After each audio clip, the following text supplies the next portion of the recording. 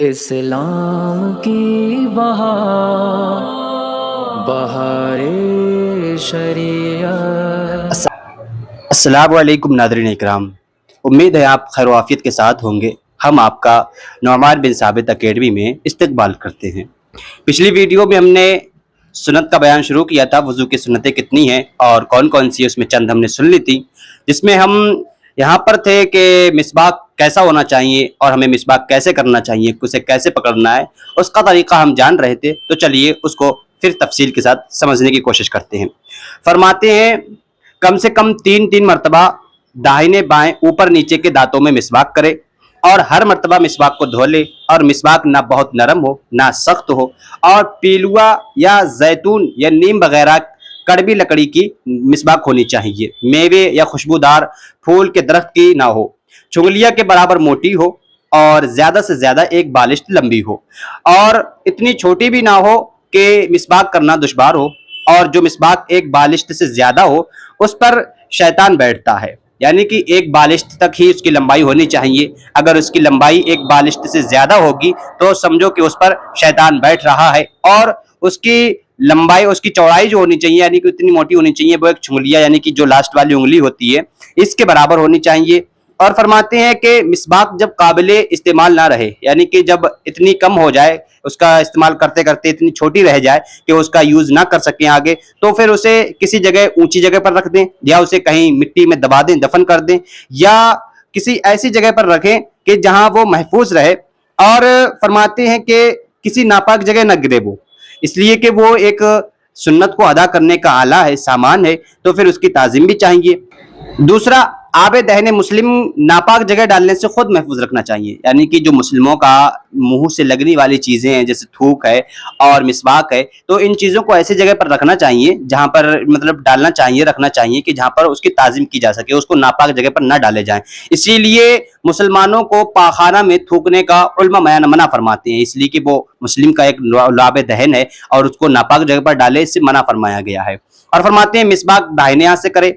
اور اس طرح کرے کہ چھنگلیاں مسواک کے نیچے اور بیچ کی 3 انگلیاں اوپر، اور انگوٹھا سر پر رکھے اور مٹھی نہ باندھے، یعنی کہ اس کو ایسا کر کے نہ پکڑے بلکہ چھنگلیاں جو ہے وہ مسواک کے نیچے رکھے، اور بیچ کی جو 3 انگلیاں ہیں وہ ان کو اوپر رکھے، اور انگوٹھا اس کے سرے پر رکھے، اور اس طرح سے مسواک کرے۔ اور فرماتے ہیں کہ دانتوں کی چوڑائی میں مسواک کر لے، لمبائی میں نہیں، چت لیٹ کر مسواک نہ کرے، اور پہلے داہنی جانب کے اوپر کے دانت مانجے، پھر بائیں جانب کے اوپر کے دانت مانجے، پھر داہنی جانب کے نیچے، پھر بائیں جانب کے نیچے۔ اور جب مسواک کرنا ہو تو اسے دھو لے، یوں ہی فارغ ہونے کے بعد اسے دھو ڈالے، اور زمین پر پڑی ہوئی نہ چھوڑ دے بلکہ کھڑی کر کے رکھے، اور ریشے کی جانب اوپر رہیں، یعنی کہ اسے الٹا کر کے نہ رکھے، یعنی کہ جس طرف سے دانت صاف کیے ہیں اس کا سرا جو ہے وہ اوپر رکھے۔ اور فرماتے ہیں اگر مسواک نہ بھی ہو تو انگلی یا سنگین کپڑے سے دانت کو مانج لے، یعنی کہ انگلی 3 مرتبہ کر لے، یا کوئی کپڑا وغیرہ انگلی میں لپیٹ کر کے 3 مرتبہ کر لے۔ یوں ہی اگر دانت نہ ہو تو انگلی یا کپڑا مسوڑوں پر ضرور پھیر لینا چاہیے۔ اور فرماتے ہیں مسواک نماز کے لیے سنت نہیں ہے، یعنی کہ نماز جو ہے یعنی اس کے لیے سنت نہیں ہے مسواک، بلکہ وضو کے لیے سنت ہے۔ تو جو ایک وضو سے چند نمازیں پڑھے تو اسے ہر نماز کے لیے مسواک ضروری نہیں ہے، اب جب تک کہ تغیر راحی نہ ہو جائے، ورنہ اس کے دفع کے لیے مستقل سنت ہے۔ البتہ اگر وضو میں مسواک نہ کی تھی تو اب نماز کے وقت کر سکتا ہے۔ پھر 3 چلو پانی سے 3 کلیاں کرے کہ ہر بار منہ کے ہر پرزے پر پانی بہہ جائے، اور روزہ دار نہ ہو تو غرغرہ کرے، یعنی کہ روزے دار کے لیے یہ ہے کہ وہ روزے کی حالت میں غرغرہ نہ کرے، کہ اس میں ہو سکتا ہے کہ پانی جو ہے وہ گلے سے نیچے اتر سکتا ہے، اندیشہ ہوتا ہے اترنے کا، اس لیے غرغرہ کرنے سے منع فرمایا گیا ہے۔ باقی غیر روزے دار جس کا روزہ نہیں ہے وہ غرغرہ بھی کرے، اور خوب بڑھیا کر کے منہ کو دھلے اور منہ کے اندر پانی ڈالے، کلی خوب بڑھیا کر کے کرے۔ اور فرماتے ہیں پھر 3 چلو سے 3 بار ناک میں پانی چڑھائے کہ جہاں تک نرم گوشت رکھا ہوتا ہے ہر بار اس پر پانی بہہ جائے، اور روزہ دار نہ ہو تو ناک کی ہڈی تک پہنچائے پانی۔ اور یہ دونوں کام داہنے ہاتھ سے کرے، پھر دائیں ہاتھ سے ناک صاف کرے، اور منہ دھوتے وقت داڑھی کا خلال بشرطیے کہ احرام نہ باندھے ہو، یعنی کہ جو احرام باندھے ہوئے ہوتے ہیں، حاجی ہوتے ہیں، عمرہ کرنے جاتے ہیں، جب وہ احرام باندھ لیتے ہیں تو انہیں داڑھی کا خلال نہیں ہے ان کے لیے۔ یوں ہی انگلیوں کو گردن کی طرف سے داخل کرے اور سامنے، یعنی ایسے داخل کرے اور ایسے باہر نکال لے۔ ہاتھ پاؤں کی انگلیوں کا خلال کرے، پاؤں کی انگلیوں کا خلال بائیں ہاتھ کی چنگلیاں سے کرے، اس طرح کے داہنے پاؤں میں چنگلیاں شروع کرے، اور انگوٹھے پر ختم کرے اور بائیں پاؤں کے انگوٹھے سے شروع کرے اور چنگلیاں پر ختم کرے۔ اگر بے خلال کی پانی انگلیوں کے اندر سے نہ بہتا تو خلال فرض ہے، یعنی پانی پہنچانا اگرچہ بے خلال ہو، مثلا گھائیاں کھول کر اوپر سے پانی ڈالا جائے یا پاؤں حوض میں ڈال دیا جائے، یعنی کہ اگر انگلیاں ملی ہوئی ہیں، چپکی ہوئی ہیں، یعنی کہ بغیر اس میں ہاتھ ڈالے اس تک پانی نہیں پہنچ سکتا ہے، تو پھر یہ خلال کرنا فرض ہو جائے گا، سنت نہیں رہے گا۔ سنت اس حالت میں ہے کہ اس پر پانی بہہ جانا، اپنے آپ بہہ جائے، یعنی اس میں خلال کی ضرورت نہ پڑے اور پانی اس کا اندر تک گھائیوں تک پانی پہنچ جاتا ہے، تب تو یہ سنت ہے خلال کرنا۔ لیکن اگر پانی نہیں پہنچتا ہے بلکہ ایسے چپکی ہوئی ہیں، جڑی ہوئی ہیں کہ بغیر خلال کیے، بغیر ہاتھ ڈالے اس تک پانی نہیں پہنچے گا، تو پھر یہ خلال اب فرض ہو جائے گا۔ اور فرماتے ہیں کہ جو اعضاء دھونے کے ہیں ان کو 3 بار دھوئے، ہر مرتبہ اس طرح دھوئے کہ کوئی حصہ رہ نہ جائے، ورنہ سنت ادا نہ ہوگی۔ اگر یوں کیا کہ پہلی مرتبہ کچھ دھل گیا اور دوسری بار کچھ اور تیسری دفعہ کچھ دھل گیا تو تینوں بار میں پورا وضو دھل گیا، تو یہ ایک ہی بار دھونا ہوگا، وضو ہو جائے گا، مگر خلاف سنت ہونا، یعنی بعض دفعہ ایسے لوگ کرتے ہیں کہ تھوڑا پانی ڈالا تو تھوڑا ہاتھ دھل گیا، پھر پانی ڈالا پھر تھوڑا ہاتھ دھل گیا، اسی طریقے سے 3 بار پانی ڈالا تو جا کر کے وہ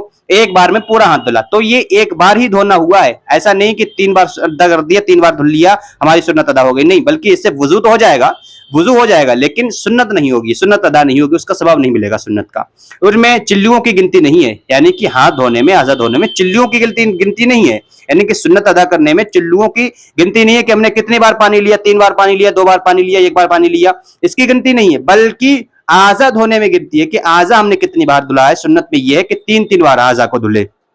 اور فرماتے ہیں کہ پورے سر کا 1 بار مسح کرنا اور کانوں کا مسح کرنا، اور ترتیب کے پہلے منہ، پھر ہاتھ، پھر دھوئے، پھر سر کا مسح کرے، پھر پاؤں دھوئے۔ اگر خلاف ترتیب وضو کیا یا کوئی سنت چھوڑ گیا تو وضو ہو جائے گا، یعنی کہ اگر کوئی سنت چھوٹ بھی گئی ہے، دھیان نہیں دیا، بے خیالی میں کوئی سنت چھوٹ گئی ہے، تو پھر ایسا نہیں کہ وضو نہیں ہو، وضو تو ہو جائے گا، مگر ایک آدھ دفعہ اگر ایسا ہوا تب تو برا کیا، لیکن اگر سنت کو چھوڑتا ہی گیا، ہر بار میں چھوڑتا گیا، تو پھر اس کو اگر عادت ڈال لی اس کے چھوڑنے کی تو پھر وہ گنہگار ہوگا۔ اور داڑھی کے جو بال منہ کے دائرے میں آچے ہیں ان کے نیچے ان کا مسح سنت ہے اور دھونا مستحب ہے، اور اعضاء کو اس طرح دھونا کہ پہلے وضو سوکھنے نہ پائے، یعنی کہ ایسا ہے کہ ہم نے ہاتھ دھل لیے، اب ہم سوچ رہے ہیں کہ ہم تھوڑی دیر بیٹھے باتیں کر لیں، یہ کر لیں وہ کر لیں، تو جب تک کہ وہ دوسرا ہاتھ سوکھ گیا اب ہم سوچ رہے ہیں کہ ہم نے یہ تو دھل لیا ہے لیکن اب دوسرا دھل لیں، تو ایسا نہیں، بلکہ ایک ترتیب کے ساتھ وضو کریں اور تسلسل کے ساتھ کریں، یعنی کہ ایک ہاتھ دھلنے کے بعد، ایک اعضا دھلنے کے بعد فوراً دوسرا دھلنے کہ ایک دوسرا جو پہلے دھلا ہے وہ سوکھنے نہ پائے۔ انشاءاللہ امید ہے کہ آپ کو یہ ویڈیو پسند آئی، اگر پسند آئی تو ضرور لائک کریں، شیئر کریں اور سبسکرائب کریں اور ہمارے ساتھ جڑے رہیں اسی طریقے کے احکام شریعت کو جاننے کے لیے۔ ویڈیو اچھی لگی تو ضرور لائک کریں۔ ویڈیو دیکھنے کے لیے بہت بہت شکریہ۔